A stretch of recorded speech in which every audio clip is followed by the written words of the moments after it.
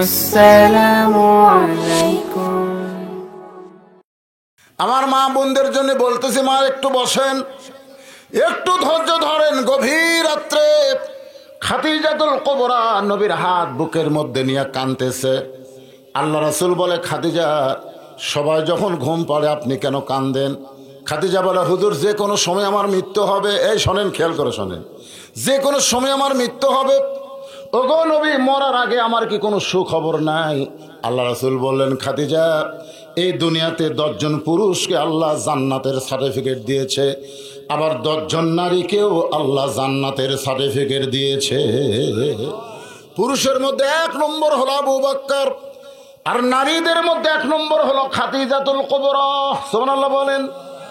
সঙ্গে সঙ্গে খাদিজা মুস্কি মুস্কি হাসে। রাসূল বলে, খাদিজা হাসতেছ? বলে, ইয়া রাসূলুল্লাহ, আমি এতদিন জানতাম শুধু পুরুষরাই জান্নাতের সার্টিফিকেট পেয়েছে, নারীদেরকে জান্নাতের সার্টিফিকেট দেওয়া হয় নাই।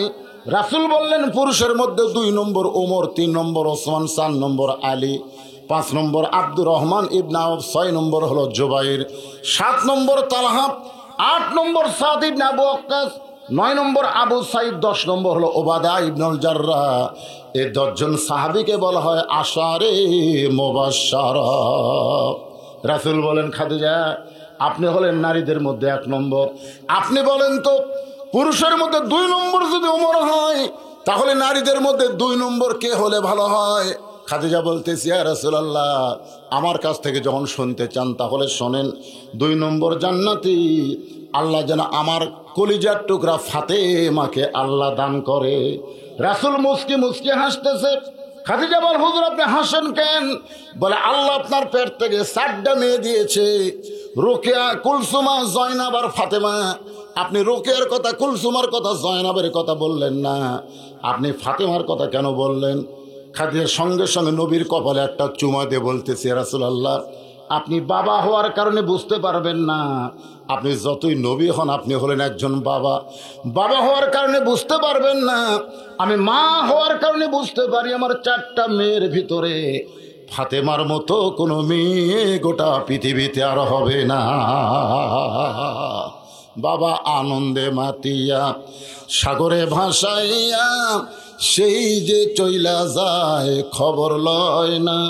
মাজন ধরিয়া উদরে কতই কষ্ট করে, 10 মাস পরে পায় প্রসবের বেদনা।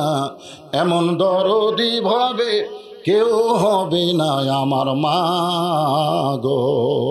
আপনারা বলেন তো, যুবতী মেয়ে যারা, তাদের মাসে 3 দিন, 5 দিন, 7 দিন একটা অসুখ হয় কি হয় না? এই অসুখটা বন্ধ হয় যখন পেটে বাচ্চা আসে। পেটে বাচ্চা আসার পরে এই অসুখটা আল্লাহ বন্ধ করে দেয়। ছাত্ররা ইমাম গাজ্জালিকে বললেন, হুজুর, মা বোনদের পেটে বাচ্চা এলে অসুখ বন্ধ কেন হয়? ইমাম গাজ্জালি বললেন, পেটে বাচ্চা আসার পরে মার ইবাদতের যেন কোনো কমতি না হয়, কারণ মায়ের ইবাদতের সাথে আল্লাহ পেটের বাচ্চার একটা সম্পর্ক ঘটায় দেয়। জোরে কেন সুবহানাল্লাহ। পেটে বাচ্চা নিয়ে যদি মা নামাজ পড়ে, রুকুর থেকে যখন সেজদাত গেছে, পেটের মধ্যে বাচ্চা কিন্তু একটা দমল খাচ্ছে। ফেরেশতা বলে, আল্লাহ দেখো, তোমার বান্দি সেজদা করলে পেটের বাচ্চার কষ্ট হয় না। আল্লাহ বলে, ফেরেশতা সাক্ষী থাকো, যেই মা পেটে বাচ্চা নিয়ে রুকু সেজদা করতেছে, এই মা শুধু নিজে নামাজ পড়তেছে না, পেটের বাচ্চাকেও নামাজি বানায় দিচ্ছে। ধরে কেন সুবহানাল্লাহ। শাশুড়ি এসে বলতেছে, বৌমা, এবছর কিন্তু তোমার রোজা থাকা যাবে না। বৌমা বলতেছে, কেন আম্মা? বলে, পেটে আমার নাতি আছে, পেটে আমার নাতি আছে, তুমি রোজা থাকলে আমার নাতি শুকে যাবে, এবার রোজা থাকবে না। বৌমা বলতেছে, তাহলে কাগজ কলম নিয়ে আসেন। কাগজ কলম নিয়ে আসেন। বলে, কেন? বলে, আপনি লিখে দেন যে আগামী রমজান পর্যন্ত আমি বাঁচবো, সে গ্যারান্টি আছে। যদি আগামী রমজান পর্যন্ত বাঁচার গ্যারান্টি না থাকে, তাহলে পেটের বাচ্চার জন্য আমি আল্লাহর ফরজ হুকুম রোজা বাদ দিব না। কি হবে হবে, আমি রোজা থাকবই। পেটে বাচ্চা নিয়ে মা যদি রোজা থাকে, মায়ের খাওয়ার সাথে আল্লাহ বাচ্চার খাওয়ার সম্পর্ক করে দেয়। মাও খায় না, বাচ্চার খাওয়া হয় না। ফেরেশতাকে আল্লাহ, দেখো 16 ঘন্টা তোমার বান্দি রোজা আছে, পেটের বাচ্চার কষ্ট হয় না। আল্লাহ কয়, সাক্ষী থাক, যেই মা পেটে বাচ্চা নিয়ে রোজা থাকলো, মা শুধু নিজে রোজা করলো না, পেটের বাচ্চাকে রোজার ট্রেনিং দিল। জোরে কেন সুবহানাল্লাহ। পেটে বাচ্চা নিয়ে মা যদি কোরআন পড়ে, স্টার জলসা জি বাংলা না দেখে, ওই পেটের বাচ্চা আর্জেন্টিনা ব্রাজিলের সাপোর্টার হবে না, বুঝলে? এই যে ঘুরঘুর করে ঘুরতেছে, কোরআনের মাহফিলে আসতেছে না, রাস্তাত ঘুরতেছে, ওই বাচ্চাগুলো কি? ওরা যখন মায়ের পেটে ছিল, মাও পেটে দিয়ে গোটা পাড়া ঘুরিছে, খালি ঘুরিছে, ওই পেটের মধ্যেই ঘোরণি বেরাম পাশে। এই কোরআনের মাহফিলে বসবার পারবে না, তো বসার যোগ্যতাই ওর নাই। এই জন্য একজন নেপোলিয়ান বলেছে, একটা ভালো যদি সন্তান চাও, ভালো বাপের দরকার নাই, ভালো মায়ের দরকার। ধরে তোর কথা ঠিক কিনা? খাদিজাতুল কুবরা বলতেছে, রাসূলুল্লাহ, ফাতেমা আমার কলিজার টুকরা, এই ফাতেমাকে আল্লাহ যেন 2 নম্বর দেয়। 1 নম্বর আবু বকর, 2 নম্বর ওমর, মেয়েদের মধ্যে 1 নম্বর খাদিজা, 2 নম্বর ফাতেমা। রাসূল সঙ্গে সঙ্গে খাদিজার কপালে একটা চুমো দিয়ে বললেন, খাদিজা মনে কষ্ট নিয়েন না, আপনার ফাতেমা জান্নাতি নয়, আপনার ফাতেমা জান্নাতি নয়। খাদিজা বলে, হুজুর ফাতেমা যদি জান্নাতি না হয় তাহলে ফাতেমার খবর কি? রাসূল বললেন, জান্নাতি নারীদের নেত্রী। খাদিজা বলতে যে, হুজুর তাহলে গভীর রাত্রে আমারটা ফাতেমাক দেন আর ফাতেমারটা আমাকে দেন। এখনো তো কেউ জানে না, খালি আপনি আর আমি। ফাতেমা তুলে শুনি, ফাতেমারটা আমাকে দেন আর আমারটা ফাতেমাক দেন। ফাতেমা হবে 1 নম্বর জান্নাতি, আর খাদিজা হবে জান্নাতি নারীদের নেত্রী। রাসূল বললেন, মা আর মেয়ে অসুবিধা কি? খাদিজা বলে, হুজুর আপনি পুরুষ মানুষ বুঝবেন না, মেয়ে মানুষের সবচাইতে বড় লোভ হলো তার উপর কেউ যেন না থাকে। এজন্য কিন্তু শ্বশুর জামাইয়ের যুদ্ধ কোনো সিনেমা নাই, বউ শাশুড়ির যুদ্ধ সিনেমা আছে। দরকার কথা ঠিক কিনা? বউ শাশুড়ি কি যুদ্ধ, কিন্তু জামাই শ্বশুরের যুদ্ধ শুনছেন? জামাই শ্বশুর কোনোদিন গন্ডগোল হবে না, কিন্তু বউ শাশুড়ির গন্ডগোল হবে। ধরে কোন কথা ঠিক কিনা? কারণ বউ চাই আমি প্রধানমন্ত্রী হবো, শাশুড়ি কয় আমি থাকবো। ধরে কোন কথা ঠিক কিনা? হ্যাঁ, এই জন্য আমার মায়েরা, বোনের একটু মনোযোগ দিয়ে শোনেন। আল্লাহ রাসূল বলেন, খাদিজা আমি হলাম ঘোষণাকারী, দেওয়ার মালিক হচ্ছে আল্লাহ, আমি তো দেওয়ার মালিক না, দেওয়ার মালিক কে? আমি হলাম ঘোষণাকারী। আমি যেভাবে ঘোষণা পাইছি সেভাবেই ঘোষণা করলাম। সঙ্গে সঙ্গে খাদিজা নবীর হাত চেপে ধরে বলতেছে, রাসূলুল্লাহ কোন আমলের কারণে আমাকে বাদ দিয়ে আমার পেটের মেয়ে ফাতেমাকে আল্লাহ খাতুনে জান্নাত ডিগ্রি দিল, এটা যতক্ষণ আপনি না বলবেন ততক্ষণ আমি খাদিজা আপনার হাত ছাড়ব না। কোন আমল? সর্বপ্রথম আপনাকে নবী বলে স্বীকার করছে কে? আপনারা বলেন তো। এই বাংলাদেশে দেখবেন খেয়াল করে 3টা জিনিস। কয়টা? 3টা জিনিস আপনারা খেয়াল করছেন। ডাক্তারের বইয়ের কোনোদিন সিজার করা লাগে না। যারা ডাক্তার তারকে বইয়ের সিজার হয় না, কারণ ডাক্তার জানে নর্মালে বাচ্চা হলে মায়ের অনেক লাভ আছে। আপনারা দেখবেন মৌলানাদের বাড়িতে কোনোদিন মিলাদ হয় না, খুব খেয়াল করে দেখবেন। আমার মতন মৌলবি যারা, এরা কিন্তু মিলাদ পড়ায় কিন্তু নিজের বাড়িতে কিন্তু পড়ে না। এটা হলো 2 নম্বর। 3 নম্বর হলো আমাদের বাংলাদেশে দেখবেন অধিকাংশ পীরের বউ কিন্তু মুরিদ হয় না। খেয়াল করে দেখবেন পীরের বউ মুরিদ হয় এই কারণেই, জানে পীর সাহেব লুচ্চা, মাঝে মাঝে মুরিদের বইয়ের দিকে চোখ টিপে মারে, এই শালা লুচ্চার হাতে আমি মুরিদ হবো না। তাহলে কয়টা? কথা এখন কয়টা? 1 নম্বর ডাক্তারের বইয়ের সিজার লাগে না, মৌলবীর বাড়িতে মিলাদ হয় না, পীরের বউ মুরিদ হয় না। আর নবীর বউ সর্বপ্রথম নবীর হাতে কলেমা পড়েছে। ধরে কেন সুবহানাল্লাহ? কারণ পীরের বেড়া ভালো হুজুর, ভিতরে খেজুর, আর আমার নবীর বাহিরেও যা ভিতরেও তাই। সুবহানাল্লাহ কর না কেন? এই জন্য পিঠ না ধরে নবীর ধরা লাগবে। ধরে কোন কথা ঠিক কিনা ভাইজান? আল্লাহ কোরআনে বলেছে, আতিউল্লাহ আতিউর রাসূল, আল্লাহ আনুগত্য করো, নবীর তরিকা মোতাবেক চলো। এমন এক ভণ্ড তুমি ধরছে, যেই ভণ্ড নিজেই জাহান্নামের ফ্যাক্টরি। ধরে কোন কথা ঠিক কিনা? ও আবার তোমারে কেমনে পার করবে? বাংলাদেশে যেই বিচার চলতেছে এটা কিন্তু বিচার না, এইটা সাকিব খানের মতন লুচ্চাকে সরকার কিছু কয় না, আর মামুনুল হকের মতো মানুষকে ধরে জেলখানায় নিয়ে যায়। ধরে কোন ঠিক কিনা? আপনারা কোন তো এটা বিচার? পরিমনির মতন ব্যবসাকে সরকার ছাড়ে দেয়, আর শায়েখ ইব্রাহিমের মতন বয়স্ক আলেমকে হাতে বেড়ি পড়ায়া জেলখানায় নিয়ে যায়। এগুলো বিচার নয়, এগুলো বিচারের নামে প্রহসন। ধরে কোন ঠিক কিনা? আল্লাহ কোরআনে বলেন, ইন্নাল্লাহা ইয়ামুরুকুম আন তুআদ্দুল আমানাতি ইলা আহলিহা ওয়া ইযা হাকামতুম বাইনান নাস আন তাহকুমু বিল আদল। শেষ বিচারের হাইকোর্টেতে, সবাই বলেন শেষ বিচারের হাইকোর্টেতে তিনি আমায় করবেন পার, আমি পাপী তিনি জামিনদার। আল্লাহ যখন হাকিম হয়ে আমাদেরকে আসামি করে বিচার শুরু করবেন, ওই সময় আমাদের নবী উকিল হয়ে, ব্যারিস্টার হয়ে আল্লাহর কাছে আমাদের ব্যাপারে ওকালতি করে আমাদের জামিন করে জান্নাতে নিয়ে যাবে। তাহলে কোনো টেনশন আছে? আমার রাসূল কি বলেছেন শোনেন আমাদের ব্যাপারে, যে আমার একটা উম্মত যতক্ষণ বাহিরে থাকবে আমি রাসূল ততক্ষণ জান্নাতের ভিতরে ঢুকবো না। আপনার বলেন তো, আমাকে যারা যে নেতার পিছনে আমরা ঘুরি, যেই নেতার স্যামচাগিরি করি, এই নেতারা কোনোদিন বলতে পারবে যে আমি এক সন্ধ্যা ভাত খাবো না যতক্ষণ পর্যন্ত আমার স্যামচারা না খাবে? এ কথা বললো। আর তারকে পিছনে আপনারা স্যামচাগিরি করতেছেন। নেতা কাক কয় দেখেন, আল্লাহর কাছে বলতেছে, আল্লাহ একটা উম্মত যতক্ষণ জান্নাতের ভিতরে না ঢুকবে আমি রাসূল ততক্ষণ জান্নাতের মধ্যে ঢুকবো না।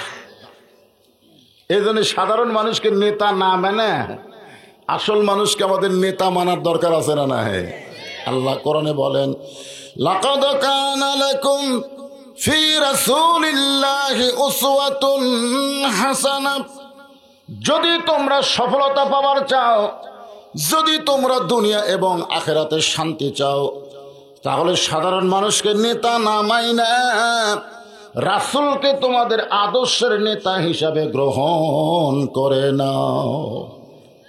দর্শক কি বলেন? আল্লাহুম্মা সাল্লি আলা সাইয়্যিদিনা। সাইয়্যিদিনা মানে কি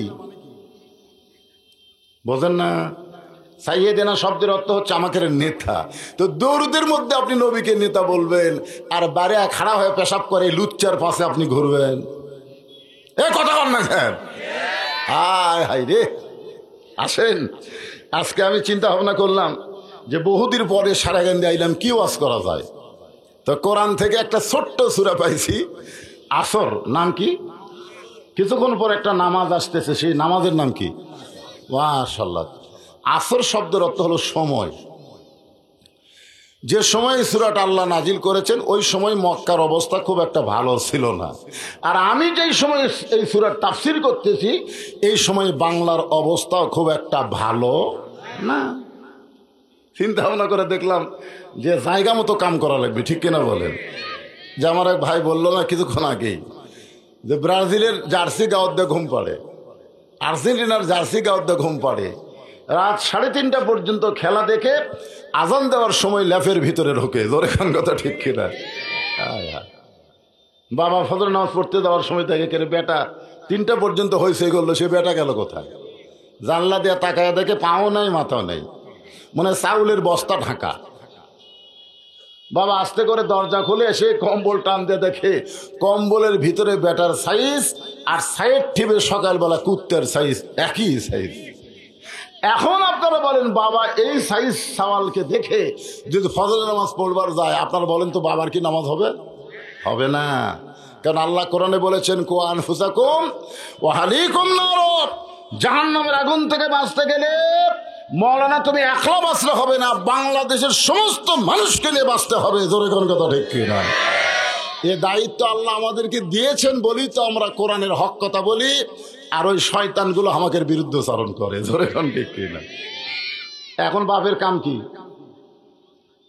বাপের কাম কি? কম্বল আবার বেটার গাও তুলে দেওয়া, না হাত ধরে টান মারা? ওঠ ওঠ, 3টা পর্যন্ত খেলা দেখলি, হইচই করলি, হ্যাঁ, আর আজান শোনার পরে ল্যাপের মধ্যে ঢুকলি। আমারে যদি বাবা বলে ডাকিস, আমার ঘরে যদি ঘুম পাড়িস, তাহলে ফজরের নামাজ জামাতে আদায় করতে হবে, নসে তোর কারণে আল্লাহ আমাকে জাহান্নাম দিবে।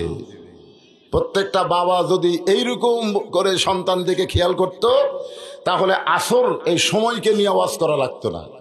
সময়টা খুব খারাপ, ঠিক কিনা বলেন?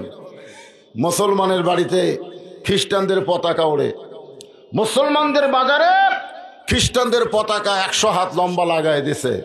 এই সময়টা ভালো না খারাপ?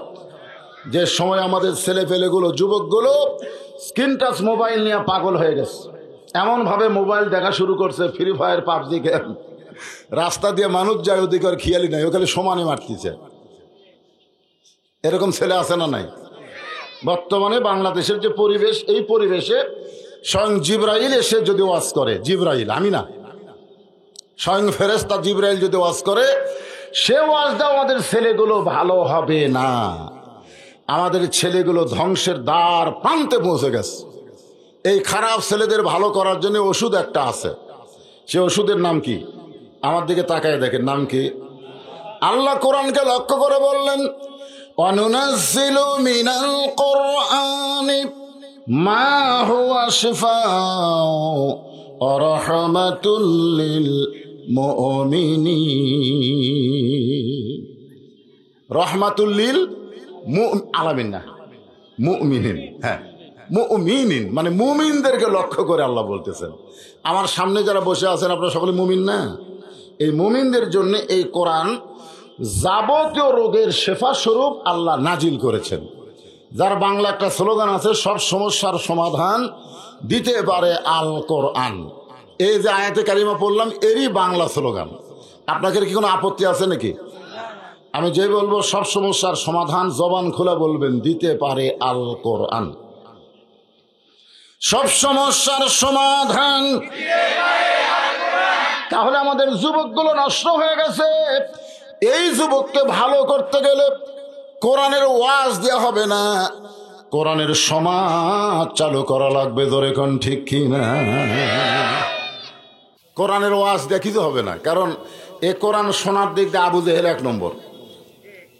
আবু জেহেলের চাইতে ভালো কোরআন কেউ শোনেনি। নবী যখন কোরআন শরীফ তেলাওয়াত করতো, আবু জেহেল সারা রাত ধরে নবীর কোরআন তেলাওয়াত শুনতো। সকালে গিয়া জনগণের সামনে বলতো, এত সুন্দর কোরআনের বাণী, রাতটা কোন দিক দিয়ে গেছে আমি বুঝবারই পারিনি।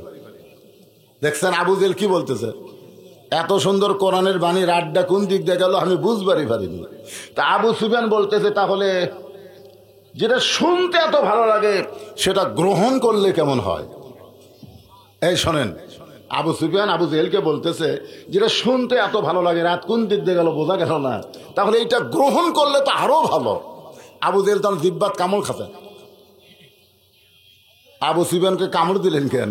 বলে কামড় দেওয়ার কারণ হলো, এই কোরআন শোনা যাবে কিন্তু কোরআন মানা যাবে না। কারণ কোরআন যদি আমি মানি তাহলে আমার ভুয়া নেতৃত্ব চলবে না, আব্দুল্লাহর বেটাকে নেতা মানতে হবে। আজও বাংলাদেশে আবু জেহেলের গ্রুপ যারা, তারা কোরআনের ওয়াজ শুনবি কিন্তু কোরআনকে মানবে না। মানার কথা যারা বলবি তাদেরকে একে একে তালিকা করবি। ধরে কোন কথা ঠিক কিনা? আমার তালিকা হলো 18 নম্বরে। 116 জনের মধ্যে আমি আছি 18 নম্বরে। কয় নম্বরে? হ্যাঁ, তালিকার মধ্যে আছি, অসুবিধা নেই। এখন আসেন, সূরাটার নাম হলো আসর। জোরে বলেন, নাম কি? কিছুক্ষণ পরে যে নামাজটা আছে সেই নামাজের নাম কি? মসজিদকে উন্নতি করবে, কিন্তু আজকের মাহফিল মসজিদের মধ্যে কি হয়? আরো জোরে কোন কি হয়? লাইলাতুল মেরাজে আল্লাহ যখন নবীকে আসরের 4 রাকাত ফরজ নামাজ দিচ্ছেন, আসরের ফরজ হলো 4 রাকাত। জোরে বলেন কয় রাকাত? এই 4 রাকাত ফরজ নামাজ যখন আল্লাহ নবীকে দিচ্ছেন, নবী বলেন, আল্লাহ এই 4 রাকাত ফরজ নামাজ আদায় করলে আমার উম্মতের কি হবে? আমার উম্মতের কতটুকু লাভ হবে? আল্লাহ বলেন, হাবিব আপনি এমন একজন নবী হয়েছেন, নিজের জন্য আপনি কিছুই বলেন না, আপনি সব সময় উম্মতকে নিয়ে ব্যস্ত থাকেন। সুবহানাল্লাহ। নবী বলতেছে, আল্লাহ আপনি বলেন তো, আমি আমার উম্মতকে বেশি ভালোবাসি না আপনি আপনার বান্দাকে বেশি ভালোবাসেন? আপনাদের কি মনে হয়, আমাদের নবী উম্মতকে বেশি ভালোবাসে না আল্লাহ বান্দাকে বেশি ভালোবাসে? কার ভালোবাসা বেশি, নবীর না আল্লাহর? কথা কয় না। দুটা আয়াত কই, আপনারা শোনেন তো। একটা হচ্ছে আলহামদুলিল্লাহি রাব্বিল আলামিন, আলামিন। আর একটা হলো ওয়ামা আরসালনাকা ইল্লা রাহমাতাল লিল আলামিন। এই রহমাতাল লিল আলামিন এটা কি আল্লাহ না নবী? হ্যাঁ, খুব খেয়াল করে করবে, রহমাতাল লিল আলামিন এটা কি আল্লাহ না নবী? আর রব্বুল আলামিন এটা নবী না আল্লাহ? তাহলে আল্লাহ হচ্ছেন গোটা বিশ্ব জগতের রব, আর আমাদের নবী হলেন গোটা বিশ্ব জগতের রহমত। আল্লাহ যদি সব কাফেরও জান্নাত দেয়, তাই নবী নিষেধ করবি না? আল্লাহকে দেন। আল্লাহ দেখছেন, এমন একজন নবী পাইছি তাইফের ময়দানে পাথর খায়, দেহ দিয়ে রক্ত ধরে, চোখ দিয়ে পানি পড়ে। জায়েদ বলতেছি, ইয়া রাসূলুল্লাহ, যারা পাথর মাইরা দেহ দিয়ে রক্ত ঝরালো, আপনি সেই কষ্টে কাঁদতেছেন? রাসূল বলে, জায়েদ চুপ করো, যারা আমার দেহ দিয়ে রক্ত ঝরাইছে আমি তাদের হেদায়েতের জন্য, জান্নাতের জন্য কাঁদতেছি। জোরে করে সুবহানাল্লাহ। জায়েদ কয়, এটা মানুষ নাকি রে, মারে তারপরে তাদের জন্য আবার দোয়া করে। আমরা সেই নবী ভাগ্য গুণে পাইছি। সুবহানাল্লাহ বলেন। আল্লাহ বলেন, হাবিব, আপনার উপর যেই কোরআন নাজিল করেছি, এই কোরআনের মধ্যে সবচাইতে বেশি যেই নবীকে নিয়ে আলোচনা, সে নবীর নাম হলো মুসা কালিমুল্লাহ। আসরের 4 রাকাত ফরজ কেমনে পাইলাম, এটার আগে কথা বলে তারপর সূরা আসরের তাফসীর হবে। মুসা কালিমুল্লাহ কোরআন শরীফের সবচাইতে বেশি বার আছে না নাই? আপনার কি কোরআন পড়েন টড়েন নাকি? কোরআন পড়েন? মাথা ঝকাচ্ছে। বাংলাদেশের 80% লোক এখন পর্যন্ত কোরআন শরীফ পড়া তো দূরের কথা, এরকম হাত দিয়ে ধরেইনি। এখানে অনেক মানুষ আছে আজ পর্যন্ত কোরআন শরীফ হাত দিয়ে এরকম স্পর্শ করেনি, কারণ এই কোরআন স্পর্শ করবার গেলেও কিন্তু ঠেলা আছে। কি ঠেলা? লা ইয়ামাসসুহু ইল্লা মুতাহহারুন। ততক্ষণ পর্যন্ত এটা স্পর্শ করতে পারবা না যতক্ষণ পর্যন্ত তুমি পবিত্র না হবা। তাহলে কোরআন শরীফ স্পর্শ করবার গেলে কি হওয়া লাগবে? আরো জোরে বলেন। তাহলে সেই কোরআন ধরবার গেলে পবিত্র হওয়া লাগে। সেই কোরআন যখন মানুষ গ্রহণ করবে, তখন আল্লাহ বলবেন, ফাদখুলি ফি ইবাদি ওয়াদখুলি জান্নাতি। তো মুসা নবী একদিন তুর পর্বতে গেছে। কোথায় গেছে?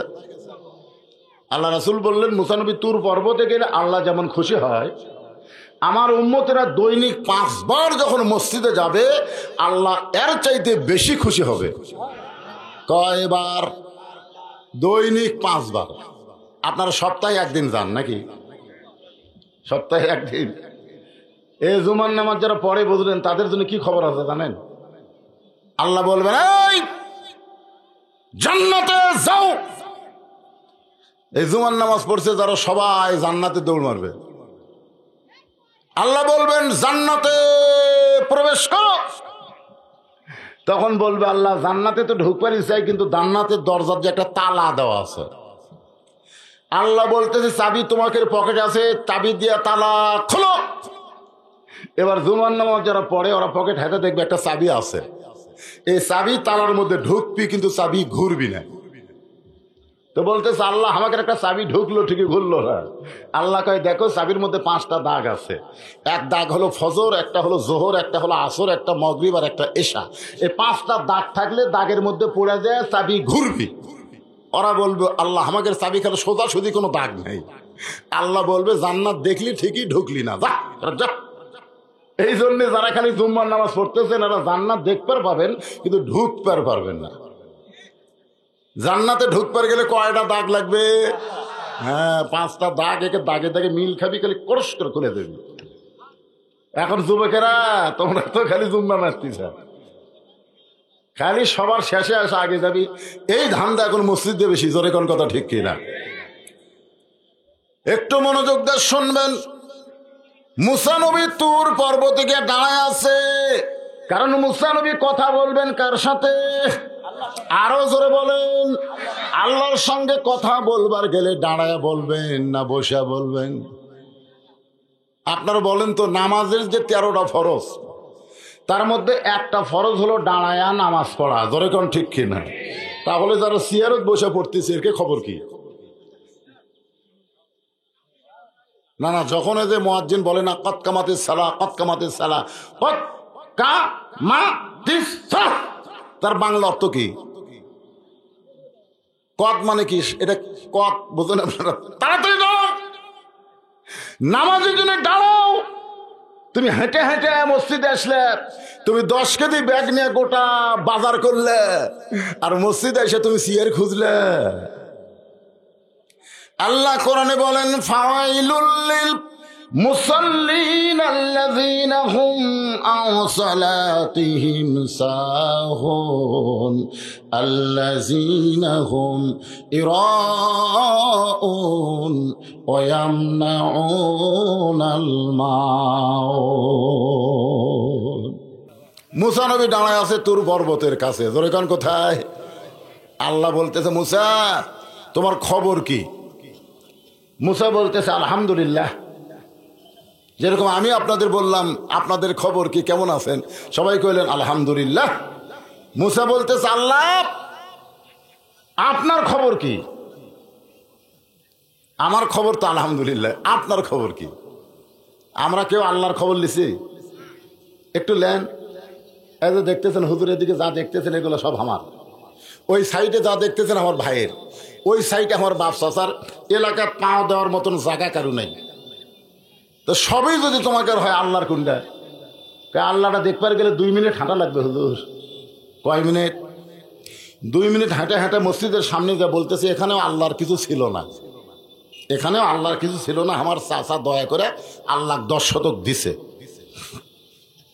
আমার চাচা দয়া করে আল্লাহ 10 শতক দিছে, আর আমরা টাকা পয়সা দিয়ে আল্লাহ ঘর বানা দিছি। ফেরেশতাকে আল্লাহ, এটা দেশের নাম কি? আল্লাহ যেই দেশে তোমার কিছু নাই, ওর চাচা দিলে তুমি পাও, ওরা টাকা দিয়ে ঘর বানা দেয়, এই দেশের নাম কি? আল্লাহ বলতেছে, ওই দেশের নামই বাংলাদেশ রে। ওই দেশে আমি আল্লাহর চাইতে গরিব কেউ নাই রে। এরা নিজের বাড়ি বানায় কোটি কোটি টাকা খরচ করে, আর আমার ঘর বানাবার গেলে এরা ভিক্ষা করে। জোরেকার কথা ঠিক কিনা? আল্লাহর চাইতে গরিব আমাদের বাংলাদেশে কেউ আছে? এ কথা কয় না। এই আর আবার কি হলো রে, কি হলো রে, কি? ওহো, যদি আল্লাহ পরিবেশ দেয়, সামনের দিনে কোনোদিন আমাকে দাওয়াত দেবেন না, দাওয়াত দিবেন রাত্রে। আমার কথা কি বুঝলেন? ঘড়ি দেখবো না, ওয়াজ করতে থাকবো যতক্ষণ চলবি। এখন খালি ঘড়ি দেখা লাগবি, ঘড়ি দেখে কোন দিন ওয়াজ হয়?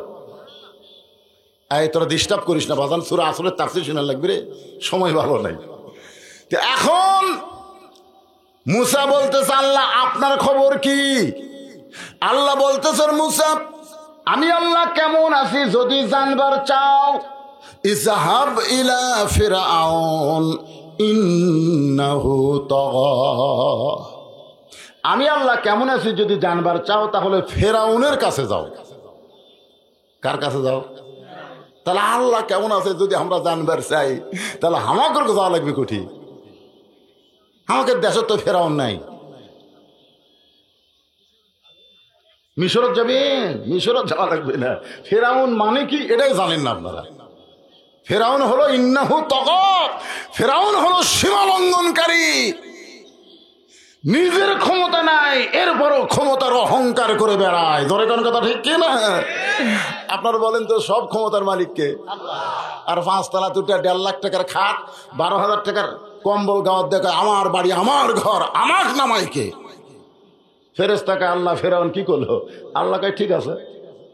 9টার সময় এই কথা ভেবে আর ফেরাউন ঘুমে গেছে। 3টার সময় আল্লাহ একটা ভূমিকম্প দিছে। ধরে কোন কি কম্প? যেই ভূমিকম্প দিছে ভাই, ওই যে 9টার সময় কষে হামাক নামাইকে, 3টার সময় এত ফোর্সে নামছে যে কম্বলের মধ্যে লঙ্গি খোলা আছে, ওই লঙ্গিটা পর্যন্ত পরার ঠাই পাইনি। ফেরেশতাকে আল্লাহ নামালা এই কোনো ন্যাংটা করে নামালা। আল্লাহ কয়, যারা ক্ষমতার চেয়ার পাইয়া ক্ষমতার অহংকার করবে, নামতে চাবে না, আমি আল্লাহ ইচ্ছা করলে তাদেরকে ন্যাংটা করে নামাতে পারি। ধরে কথা ঠিক কিনা? তো ইজ্জুমান তাশা পড়েন, তো ইজ্জুমান তাশা ওয়া তুযিল্লু মান তাশা বিয়াদিকাল খায়র ইন্নাকা আলা কুল্লি শাইইন কাদির। সম্মান দিয়ে 5 তলায় তোলার মালিককে, আবার অপমান করে ন্যাংটা করে নামানোর মালিককে, ভালো মন্দর মালিককে, সমস্ত ক্ষমতার মালিককে। না, বিশ্বাস করতেছেন না? সমস্ত ক্ষমতার মালিক হলে আমাকে কোন দিকে দেখা লাগবে? কথা কন না কেন? কোন দিকে? আসরের নামাজ পড়ে জমির ধান দেখবার গেছে, যা দেখে উপর জমির পানি চলমল করতেছে, নিচে আর জমির পানি নেই, নিচে আর জমির পানি নাই। এখন কোন দিকে তাকাবে? চারিদিকে তাকাবে, কেউ নাই রে, কেউ নাই। আস্তে করে বসে জমির আল কাটা দিছে, আল কাটা দিয়ে ওই পানিতে হাত ধোছে, ধুয়ে আবার উঠে ওপর দিকে তাকায় বলতেছে কেউ দেখেনি আলহামদুলিল্লাহ। আপনারা বলেন তো ওই কোন দিকে তাকাছে? ওই যদি খালি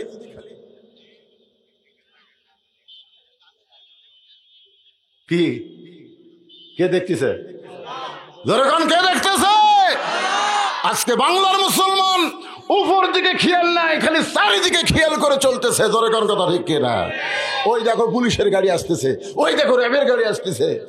আরে পাগলা, যেগুলো দেখবার পাচ্ছ সেটা বাদ দাও, যেটা দেখতেছ না যে কোনো মুহূর্তে আজরাইলের গাড়ি আসতেছে। যখন কথা ঠিক কিনা? পুলিশ এই দিক থেকে আসবে, আমি এইদিকে দৌড় দেবো, ধরুক তো।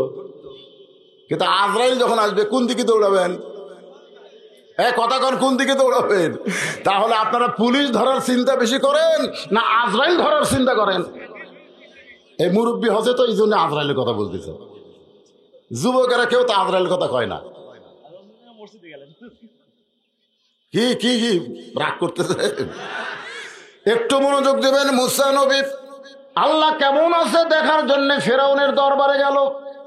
ফেরাউনের দরবারে গিয়ে দেখে ফেরাউন জিকির করতেছে, আনা রব্বুকুমুল আলা, আনা রব্বুকুমুল আলা, আমি হলাম সবচাইতে বড় আল্লাহ। ফেরাউন কি জিকির করতেছে? ফেরাউনের জিকির আপনারা বোঝেন? আমার দয়াল বাবার দরবারেতে কেউ ফিরে না খালি হাতে। এটা কি জিকির? এটাই ফেরাউনের জিকির। দরকার এটা কি জিকির? প্রধান অতিথির আগমন, চেয়ারম্যান সাহেবের আগমন, লিল্লাহে তাকবীর। আল্লাহর বান্দার একটু খেয়াল করেন, কেউ যদি বলে আমার দয়াল বাবার দরবারেতে কেউ ফিরে না খালি হাতে, অথচ নামাজের মধ্যে আল্লাহ আমাদের শিক্ষা দিল ইয়াকা না'বুদু ওয়া ইয়াকা নাস্তাঈন, আমরা ইবাদত করি কার? জোরে বলা লাগবে। তাহলে আমরা সাহায্য চাবো কার কাছে?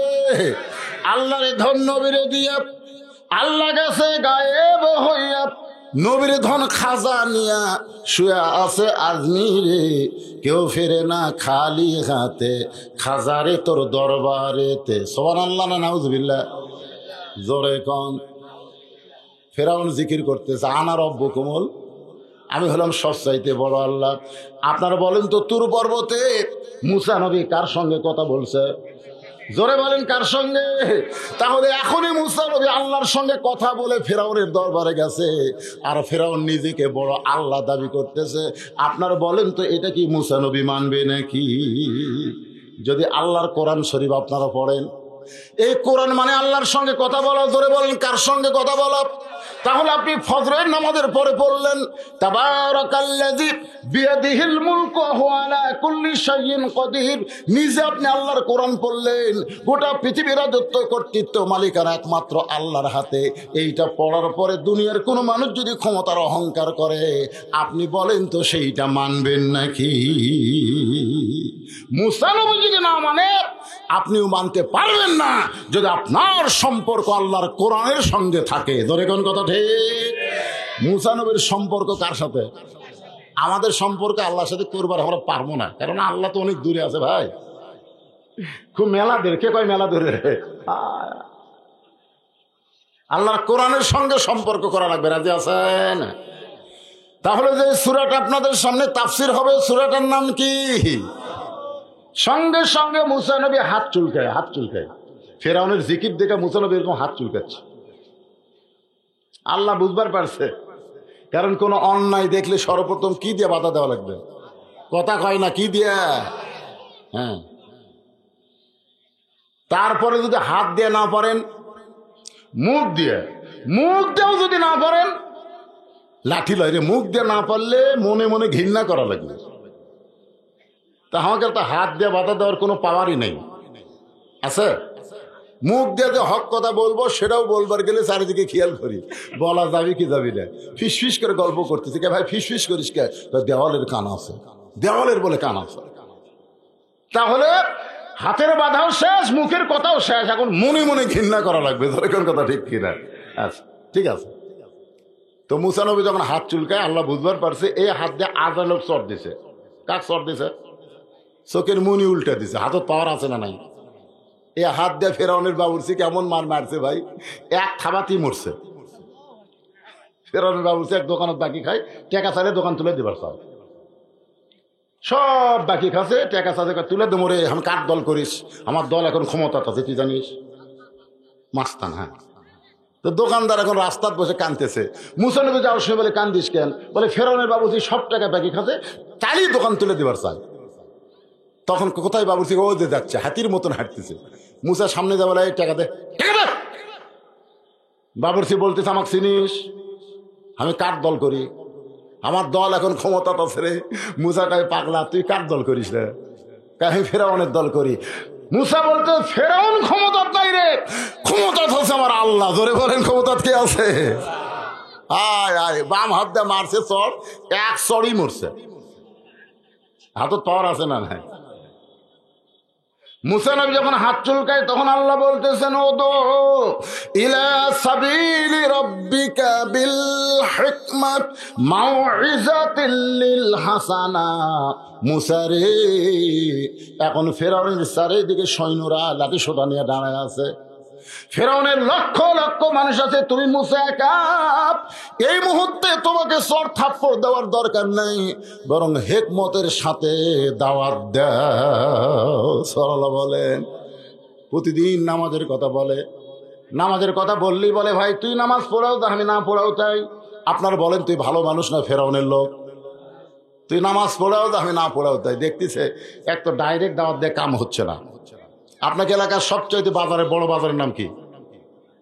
কলিতলা বাজারে ওই বেনামাজের সঙ্গে দেখা হয়েছে। 3টার সময় হাত ধরে বলতেছে, চলো যাই।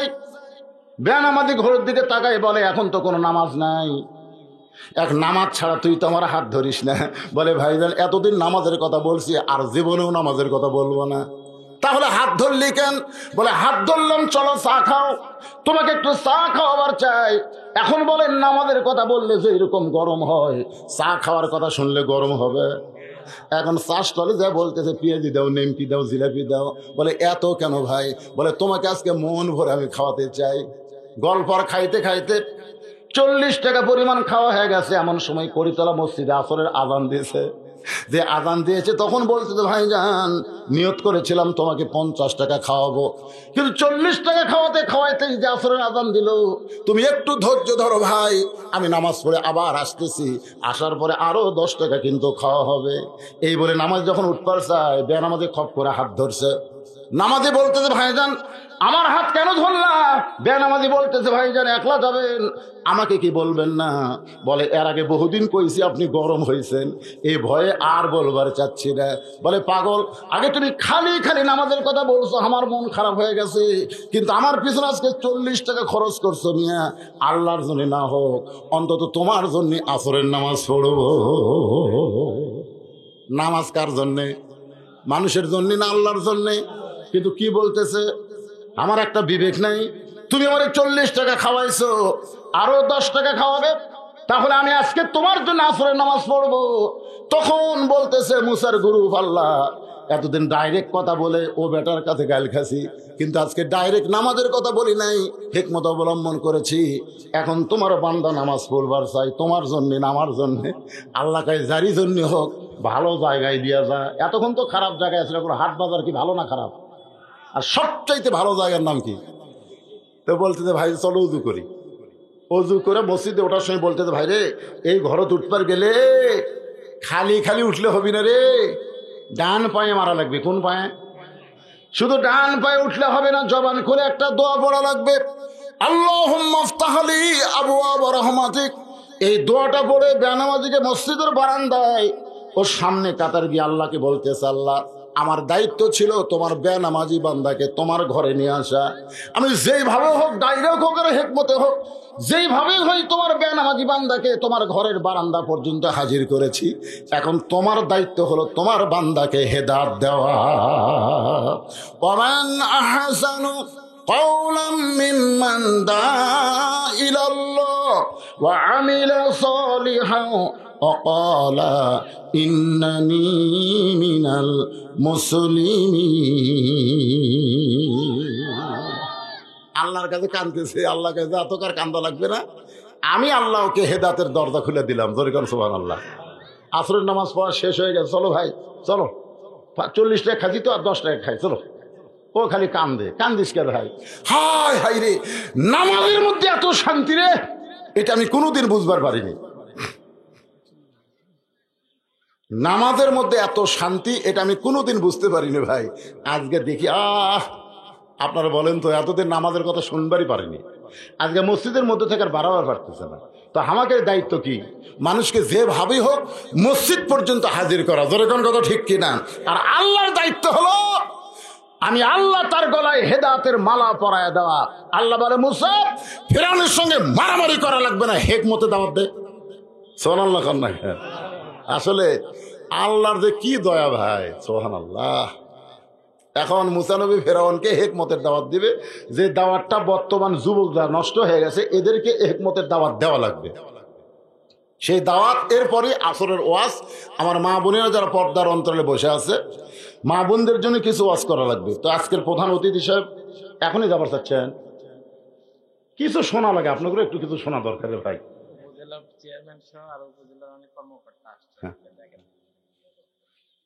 একটা লোক ওটা বসা করবেন না, ওয়াজ কিন্তু যেখানে রাখছে এখান থেকে আবার শুরু হবে। আর আসরের নামাজ প্রতিদিন কটার সময় হয়? আজকে যদি ওয়াজের তালে 15 মিনিট বেশি হয়ে যায়, আপনার কি বিরক্ত হবেন? কারণ নামাজ তো আমরা এখানে বিশাল জামাত হবে, এই 4 এলাকার সমস্ত মানুষ মিলে যে নামাজ হবে, আমাদের এলাকা এটা বেশি অভিযোগ হবে না? বিশাল জামাতে আমরা আসরের নামাজ পড়বো। কারা কারা এখানে আসরের নামাজ জামাতে আদায় করবেন? আল্লাহ হাত দেখেন তো দেখে, লিল্লাহি তাকবীর, হাত নামান তো। কারা কারা পড়বেন না হাত তোলেন তো দেখে। একজন আমি ভুল করে তুলবার চাইছিল। এখন আজকের মাহফিলের সম্মানিত প্রধান অতিথি চেয়ারম্যান সাহেব, যার অত্যন্ত কষ্ট এবং লা ইলাহা ইল্লাল্লাহ, সবাই জবান খুলে জিকির, লা ইলাহা ইল্লাল্লাহ, লা ইলাহা ইল্লাল্লাহ মুহাম্মাদুর রাসূলুল্লাহ। এই সূরা আসরের মধ্যে 4টি বিষয় আলোচনা। 1 নম্বর হলো ঈমান। জোরে করে 1 নম্বর কি? 2 নম্বর আমিলুস সালিহাত। আল্লাহর বান্দার মনে কষ্ট নেন না, কথা প্রসঙ্গে বলে দিলাম। আসরের নামাজ কেমনে পাইলাম? মুসা নবী চলে গেছে ফেরাউনের কাছে, মনে আছে না? ভুলে গেছেন? মজার ওয়াজ আছে যুবকেরা, তোমাদের জন্য ওয়াজটা আমি নোট করে নিয়েছি। এবার খাদিজা বলতে, হুজুর কোন আমলের কারণে ফাতেমাকে আল্লাহ খাতুনে জান্নাত ডিগ্রি দিল? যতক্ষণ না বলবেন ততক্ষণ আমি আপনার হাত ছাড়বো না। আল্লাহ রাসূল বলে, খাদিজা কোন আমলের কারণে ফাতেমাকে আল্লাহ খাতুনে জান্নাত ডিগ্রি দিল? এটা জানবার গেলে আপনাকে 2টা প্রশ্নের উত্তর দেওয়া লাগবে। কয়টা? 1 নম্বর প্রশ্ন, খুব খেয়াল করেন, রাসূল খাদিজাকে বলতেছে, 1 নম্বর প্রশ্ন হলো, আপনি কত বছর বয়সে ঈমান গ্রহণ করছেন? খাদিজা বলতেছে, হুজুর ঈমান গ্রহণ করার বয়স হলো আমার 55 বছর। মা খাদিজার যখন 55 বছর তখন ঈমান গ্রহণ করছে। রাসূল বললেন, তাহলে চিন্তা করেন, আপনার হায়াতের 55 বছর আপনি কাফের ছিলেন। কয় বছর? 55 বছর আপনি কাফের ছিলেন। আপনি বলেন তো, আপনার ফাতেমা কয় বছর কাফের? খাদিজা কান্দে কান্দে কয়, ইয়া রাসূলুল্লাহ কি বলেন? আমার ফাতেমা জন্মের সময় জান্নাতি হয়ে জন্মেছে। জোরে কেন সুবহানাল্লাহ। রাসূল বললেন, দেখেন 1 নম্বরে আপনি কাত। 2 নম্বর প্রশ্ন হলো, আপনার নাকের সাইজ কেমন? আপনার মুখের সাইজ কেমন, আপনার দাঁতের সাইজ কেমন, আপনার গায়ের রং কেমন, এটা দুনিয়ার কত পুরুষ বলতে পারবে? খাদিজা বললেন, হুজুর 40 বছর বয়সে যখন আপনাকে স্বামী বলে স্বীকার করলাম, ওই সময় মক্কার সবচাইতে ধনবতী রমণী ছিলাম। এই ধনবতী হওয়ার পিছনে কারণ হলো আমার অনেকগুলো ব্যবসা ছিল। এই ব্যবসা চালাইতে গিয়া হাজার হাজার পুরুষের সঙ্গে আমার লেনদেন হয়েছে। ওই পুরুষগুলো খাদিজার নাকের কথা বলতে পারবে, চোখের কথা বলতে পারবে, মুখের কথা বলতে পারবে, গায়ের রং বলতে পারবে। রাসূল বললেন, খাদিজা এখন বলেন তো আপনার ফাতেমার মুখের সাইজ কেমন, এটা দুনিয়ার কত পুরুষ বলতে পারবে? আপনার ফাতেমার গায়ের রং কেমন, এটা দুনিয়ার কত পুরুষ বলতে পারে? আপনার ফাতেমার দাঁতের সাইজ কেমন, কত পুরুষ বলতে পারে? খাদিজা কান্দারে বলে, নবী গো, আপনার মাধ্যমে 4টা মেয়েকে আমি জন্ম দিয়েছি, উদরে ধারণ করেছি, কিন্তু ফাতেমা যখন দুনিয়াতে জন্ম নিল, আমি মা হইয়া বলতেছি ও যেন পর্দার ভিতরে জন্ম নিয়েছে। রাসূল বললেন, খাদিজা আপনি মা হয়ে বলতেছেন ফাতেমা পর্দার মধ্যে জন্ম নিয়েছে, আর আমি নবী হয়ে বলতেছি ফাতেমা পর্দার মধ্যেই বড় হবে। ফাতেমা যেদিন দুনিয়া থেকে বিদায় নিবে, গভীর রাত্রে হযরত আলীকে বুকের মধ্যে নিয়ে কাঁদতেছে। আলী বলে, বিবি গো, হঠাৎ আপনার কি হলো, এমন করে কেন কাঁদতেছেন? ফাতেমা বলে, স্বামী আপনি হয়তো জানেন না, আমি গোপনে গোপনে আল্লাহর কাছে একটা দোয়া করেছি। আলী বলতেছেন, দোয়া কি কবুল হয়েছে? ফাতেমা বলতেছে, আলহামদুলিল্লাহ। সঙ্গে সঙ্গে হযরত আলী বললেন, ফাতেমা কি দোয়া করেছো? আমরা গরিব রে, আমাদের বাড়িতে খাবার নাই, তুমি কি দোয়া করলে ফাতেমা? ফাতেমা বলে, স্বামী গো, আমি দোয়া করেছি আল্লাহ জানো পর্দার ভিতরে আমার মৃত্যু দেয়। যেই বলেছে পর্দার মধ্যে যেন আমার মৃত্যু দেয়, ওগো স্বামী আল্লাহ আমার দোয়া কবুল করেছে, আজকে গভীর রাত্রে আমার মৃত্যু হবে। যেই মাত্র কইছে গভীর রাত্রে মৃত্যু হবে, গাছের গোড়া কাটলে গাছটা যেমন ঠাস করে পড়ে যায়, হযরত আলী তেমনি পড়ে গেলেন ঘরের মাঝে। মা ফাতেমা আস্তে করে ওই স্বামীর মাথাটা উড়াতে নিয়ে কপালে একটা চুমু দিয়া মুস্কি মুস্কি হাসতেছে। যে গভীর রাত্রে মৃত্যুবরণ করবে সেই মুস্কি মুস্কি হাসতেছে। আলী বলে, ফাতেমা এমন করে কেন হাসতেছো? ফাতেমা বলে, স্বামী আমি জানি আপনি সবচাইতে বড় আলেম। আমার বাবা বলেছে, আনা মাদিনাতুল ইলমি ওয়া আলী বাবুহা, দুনিয়াতে যত আলেম আছে সবচাইতে বড় আলেম হলেন আপনি। আমি এটাও জানি আপনি হলেন সবচাইতে বড় বীর, আপনার মতন বীর দুনিয়াতে কেউ নাই। তাহলে আলেম হইয়া বীর হইয়া আপনি কেমনে বিশ্বাস করতে পারেন না এই দুনিয়াতে আসলে যাইতে হবে? এই দুনিয়া থাকার জায়গা না, এই দুনিয়াতে আসলে যাইতে হবে। সবাই বলেন আসলে, এই যুবকেরা সবাই বলে আসলে। এই দুনিয়া থাকার জায়গা না। আমি মরে যাওয়ার পর আমার 3টা চাওয়া কিন্তু আপনাকে পুরা করা লাগবে। আলী কান্দার বলে, ফাতেমা রে, গরিব ছিলাম বলে দুনিয়ার জীবনে কিছুই চাইলা না, মরে যাওয়ার পর কি চাইবা ফাতেমা? বলে, 1 নম্বর চাওয়া হলো আমার লাশটা দিনের বেলাতে কবর দিবেন না, রাতের বেলায় মারা যাব, রাতের অন্ধকারেই আমাকে দাফন করবেন। আমি ফাতেমা চাচ্ছি আমার কবরটাও যেন পর্দার মধ্যে থাকে। জোরে কোন সুবহানাল্লাহ। আমার 2 নম্বর চাওয়া হলো আমার কোনো জানাজার ব্যবস্থা করবেন না, আমার কোনো জানাজার ব্যবস্থা করবেন না। আলী কান্দের বলে, ফাতেমা তুমি নবীর কলিজার টুকরা, তোমার মৃত্যুর খবর শুনলে লক্ষ মানুষ দোয়া করবে, তুমি কি চাও না তোমার জন্য জনগণ দোয়া করুক? ফাতেমা বলে, দুনিয়ার সব মানুষ যদি দোয়া করে ফাতেমা ভালো, আর আপনি যদি মুখটা বন্ধ করে থাকেন আমার ফাতেমার 1 তিল পরিমাণ লাভ হবে না। আর দুনিয়ার সমস্ত মানুষ যদি বলে ফাতেমা খারাপ, আর আপনি যদি বলেন আমার বউ ফাতেমা ভালো, এক স্বামীর সার্টিফিকেটে ফাতেমার 8টা জান্নাতের দরজা খুলে গেল। পুরুষ মানুষের জানাজার দরকার আছে, কিন্তু মেয়ে মানুষের জানাজার কোনো দরকার নাই, কারণ স্বামী ভালো বললেই মেয়েরা জান্নাতি হয়ে যায়। ওগো স্বামী, আমার 3 নম্বর চাওয়া হলো আমার লাশটা খাটনিতে তুলবেন না, আমার লাশটা খাটনিতে তুলবেন না, কারণ 4 জন পুরুষ মানুষ খাটনি কান্দে নিবে। আমি হিসাব করে দেখলাম দুনিয়াতে আমার 4 জন মানুষ নাই। আমার বাবা যদি আজকে দুনিয়াতে থাকতো তাহলে মরা মেয়ের লাশের খাটনি বাবা কান্দে নিবার পারত, কিন্তু বাবা আর 6 মাস আগে দুনিয়া থেকে বিদায় নিয়েছে। আমার হাসান হোসেন এত ছোট, মায়ের লাশের খাটনি কান্দে নিবার পারবেন না। আপনি শুধু কান্দে করে আমার কত ওজন রে, এটা আমার স্বামী জানবে, দুনিয়ার কোনো পুরুষ জানতে পারবে না। আমার লাশটা কান্দে করে নিয়ে জান্নাতুল বাকির পূর্ব কোণায় সবুজ রঙের একটা বাতি জ্বলবে, ওই বাতি বরাবর আমাকে দাফন করবেন। হযরত আলী ফাতেমাকে দাফন করে আল্লাহর কাছে বলতে, আল্লাহ আমার ফাতেমাকে তুমি কবুল করে নাও। এই কথা বলার সঙ্গে সঙ্গে বাতিটা নিভে গেল। যেই বাতি নিভে গেছে তাকায় দেখে সামনে কয়েকটা পুরাতন কবর দেখতে পাই। এই মাত্র ফাতেমার কবর দিলাম, সেই কবর কোন জায়গায়? গোটা জান্নাতুল বাকি আলী চিৎকার করে বলে, ফাতেমার কবর, ফাতেমার কবর। এই মাত্র দিলাম, সেই কবর কোথায় রে? খালি পুরাতন কবর দেখি। আমার ফাতেমার নতুন কবর কোন জায়গায় গেল? গায়েব থেকে আল্লাহ ডাক দে বলে, আলী আমার ফাতেমা পর্দানিশী।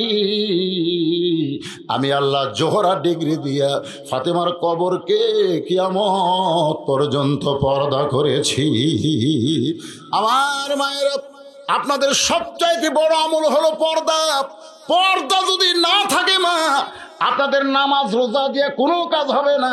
পুরুষের 1 নম্বর আমল হলো নামাজ, আর নারীদের 1 নম্বর আমল হলো পর্দা। আমার মায়েরা ধৈর্য নিয়ে বসে থাকেন। এই পর্দা সম্পর্কে আল্লাহ কোরআনে কি বলেছে এর উপরে আপনাদের কিছু সময় আওয়াজ করে শোনাবো। মোটামুটি এখন আর দেখা যাচ্ছে না। সোনাল্লাহ খান খারাপ হয়ে এই পর্যন্ত আসছিল, ওদের জন্য 10-15 মিনিট একটু দিয়ে দিলাম। কি অসুবিধা হলো? এখন আসেন। মুসা নবী খাড়া করে তুই কার কাছে মনে আছে না? ভুলে গেছেন? আই রে মজার ওয়াজ রে, সুবহানাল্লাহ। আল্লাহর কাছে লয়, ফেরাউনের কাছে। ভুলে গেছে, ভুলে গেছে। আল্লাহর কাছ থেকে ফেরাউনের কাছে খাড়া হচ্ছে। আসরের 4 রাকাত নামাজ কেমনে পাইলাম এটা বোঝানোর জন্য বলতেছি। মুসা নবী বলতেছে, রে ফেরাউন কি জিকির করতেছে? ফেরাউন বলতেছে, এটাই হলো আসল জিকির। ধরে বলেন কি জিকির? আপনার বলেন তো আসল জিকির কি হলো? তোমার কি হলো বাবা? আনা রব্বুকুমুল আলা, এটা আসল না ভেজাল? জোরে কোন আসল না ভেজাল? আমাদের বাংলাদেশে বহু জিকির আছে, আসল জিকির কোনটা? আসল জিকির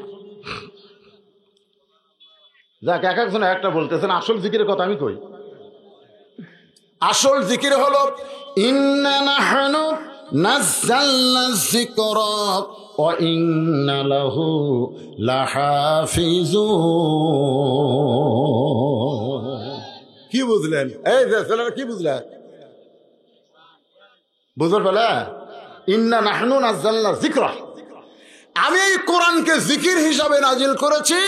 এই কোরআনের হেফাজতের দায়িত্ব আমি আল্লাহ স্বয়ং নিজের কাছে রেখে দিয়েছি। ধরে কর সুবহানাল্লাহ। তোমরা কি মনে করছো? তোমরা কি মনে করছো কোরআন শরীফ পুড়ে ফেলবে? কোরআনের ওয়ালাদের তোমরা জেলে বন্দি করবে? প্রাইমারির দাম দিবা, হাফিজি মাদ্রাসার দাম দিবা না? কোরআন বাংলাদেশে বন্ধ হবে না। এই কোরআন হেফাজতের দায়িত্ব আমার আল্লাহ হাতে নিয়েছে। ধরে কোন কথা ঠিক কিনা? কি মনে করতেছেন? দৈনিক 5 বার, দৈনিক কয়বার? ঈসা আলাইহিস সালাম দাঁড়ায় মাথার পাগড়ি বাঁধে, চতুর্থ আসমানে দৈনিক 5 বার। আল্লাহ কয়, কে রে ঈসা পাগড়ি বাঁধিস কে? ঈসা কয়, আল্লাহ আপনি দুনিয়ার দিকে তাকে দেখেন না? যে হারে নাফরমানি চলছে, আমার পাঠা দেন, সাইজ করি। এখন আর ওয়াজ দেয় সাইজ হবি না, পিঠা সাইজ করা লাগবে। ধরে কোন কথা ঠিক কিনা? ঈসা নবী কিন্তু পিঠার জন্য আসবি, ওয়াজ করার জন্য আসবি না, খালি সমানে মায়ের। তো এখন আল্লাহ বলতে দিয়েছে, তোমার কিছুদিন আগে আরেকজন পাঠান লাগবে রে, তার নাম হলো ইমাম মেহেদি। ধরে কেন তার নাম কি? ইমাম মেহেদি যাওয়ার পরে তোমাকে পাঠাবো। আল্লাহর ধৈর্য কুলাচ্ছে না। আল্লাহ যে নাফরমানি দুনিয়া চলতেছে। হ্যাঁ শোনেন, একটু মনোযোগ দিয়ে শোনেন ভাইজান, সময় বেশি বাকি নাই। যে কোনো সময় পরিবর্তন হতে পারে। জোরে কোন কথা ঠিক কিনা? প্রধানমন্ত্রী কইছে 23 সাল দুর্ভিক্ষের বছর। এর সামনে যে 23 সাল আসতেছে কি বছর? দুর্ভিক্ষের বছর। আর আমি আপনাদের বলতেছি 23 সাল দুর্ভিক্ষের বছর হবে না, 23 সাল আল্লাহ চাইলে একটা পরিবর্তনের বছর হবে। ধরে কোন কথা ঠিক কিনা? দেখবার পাবেন। এখন বুঝতেছেন কেমনে হবি, কেমনে হবি। ইমান দে নাই, ইমান না থাকার কারণে আমরা মনে করছি যে হবি না। আল্লাহ কাছে তোর বুঝবারই দেবো না, রাতে কাম হবে। ধরে কোন কথা ঠিক?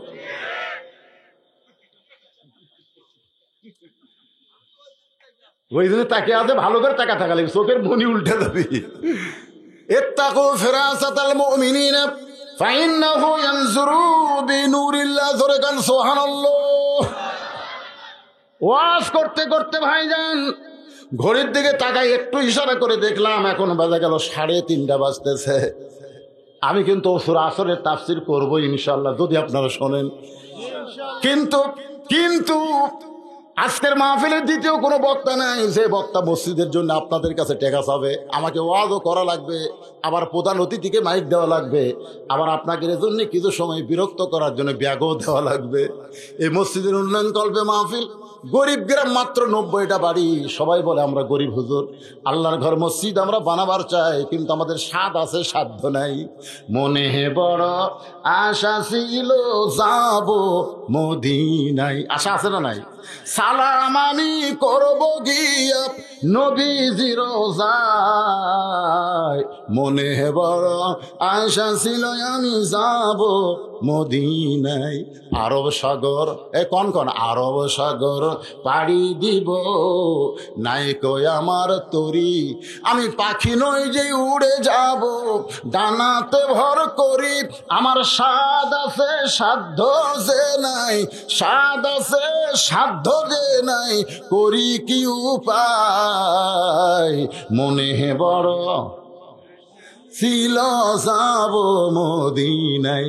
এদের মনে বড় আশা আল্লাহর ঘর মসজিদ বানাবে, এদের স্বাদ আছে কিন্তু সাধ্য নাই।